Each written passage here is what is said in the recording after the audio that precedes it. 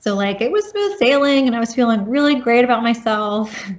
And then it came time to write my second book, and it just trashed me. It was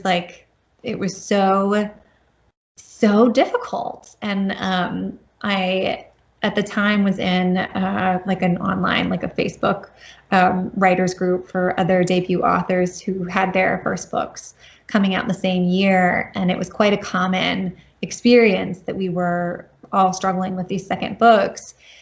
And I think for me, at least, like I had put everything that I felt like was central to my identity in the Ethan I was before. And I'd taken my time with it, and there was no pressure, there was no clock on it. And then I just had to come up with something from scratch. And the first attempt that I made was terrible. Like it was really bad. And I sent it to my editor, and she said, "This is really bad." That's not good.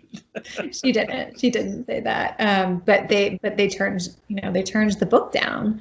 And I'm not sure that I've ever experienced a blow like that, academically or professionally. Like I have always been or wanted to be an overachiever. Like I don't miss deadlines, and I want to be the teacher's pet.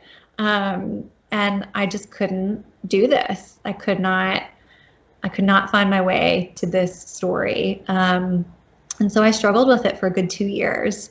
And in that time, we moved back to the States. We were in Raleigh. And I was really doubting, I thought I was a one-hit wonder. I wrote I wrote 2 books that I thought were going to be my book 2 that were both turned down before I started writing August Isle, which is about a girl who has no self-confidence, who is an anxious mess. And that is who I was at that point. That was where I was in my journey.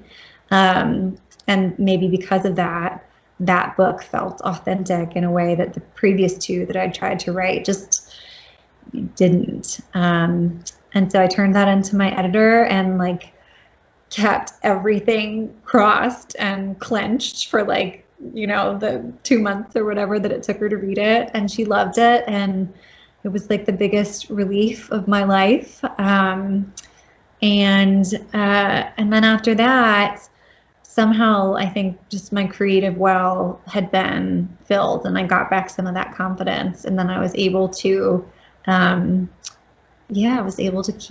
keep trucking and work on these other lovely books.